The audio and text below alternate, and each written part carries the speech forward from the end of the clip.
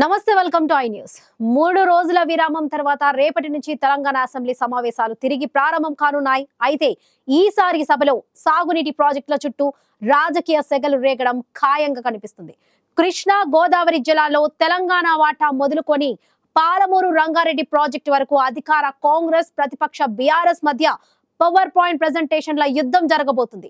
CM Revanth Reddy ఇప్పటికే తన టీంను సిద్ధం చేయగా కేసీఆర్ రంగంలోకి దిగుతారా లేదా అన్నది ఆసక్తికరంగా మారింది. అసలు ఈ జల యుద్ధంలో ఎవరి వాదన బలంగా ఉంది?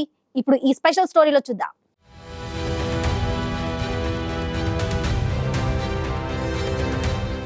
తెలంగాణ అసెంబ్లీ వేదికగా మరో భారీ పొలిటికల్ ఫైట్ కు కౌంట్ డౌన్ మొదలైంది. సాగునీటి ప్రాజెక్టులు, నదీ జలాల విషయంలో ప్రతిపక్ష బీఆర్ఎస్ వేయబోయే ప్రశ్నలను తిప్పికొట్టేందుకు ముఖ్యమంత్రి రేవంత్ రెడ్డి తన కేబినెట్ సహచరులను, ఎమ్మెల్యేలను సర్వసన్నద్ధం చేశారు. ప్రాజెక్టుల పూర్తిలో కాంగ్రెస్ విఫలమైందని, నదీ జలాల్లో రాష్ట్ర ప్రయోజనాలను తాకట్టు పెట్టిందని బీఆర్ఎస్ చేస్తున్న ఆరోపణలపై ఎదురు దాడికి కాంగ్రెస్ వ్యూహరచన చేస్తుంది. ముఖ్యంగా సాగునీటి శాఖ మంత్రి ఉత్తమ్ కుమార్ రెడ్డి గురువారం సాయంత్రం ఒక కీలక సమావేశం నిర్వహించబోతున్నారు. ఈ మీటింగ్ లో కాంగ్రెస్ ప్రతినిధులందరికీ పవర్ పాయింట్ ప్రెజెంటేషన్ ద్వారా గత బీఆర్ఎస్ ప్రభుత్వ వైఫల్యాలను వివరంగా వివరించనున్నారు. కాళేశ్వరం కోసం నిధులు మళ్లించి పాలమూరు రంగారెడ్డి ప్రాజెక్టును ఎలా నిర్లక్ష్యం చేశారో సాక్ష్యాలతో సహా బయట పెట్టేందుకు ప్రభుత్వం సిద్ధమైంది. అటు ఆంధ్రప్రదేశ్ ప్రభుత్వం పోలవరం ద్వారా గోదావరి జలాలను అక్రమంగా మళ్లించే ప్రయత్నాలను అడ్డుకోవడంలో తమ ప్రభుత్వం ఎంత చిత్తశుద్ధితో ఉందో అసెంబ్లీ వేదికగా చాటి చెప్పాలని రేవంత్ రెడ్డి నిర్ణయించుకున్నారు. మరోవైపు ప్రతిపక్షం కూడా ఏ మాత్రం తగ్గడం లేదు. మాజీ మంత్రి హరీష్ రావు ఇప్పటికే అసెంబ్లీలో పవర్ పాయింట్ ప్రెజెంటేషన్ ఇచ్చేందుకు స్పీకర్ అనుమతి కోరారు. పాలమూరు రంగారెడ్డి ప్రాజెక్టు పై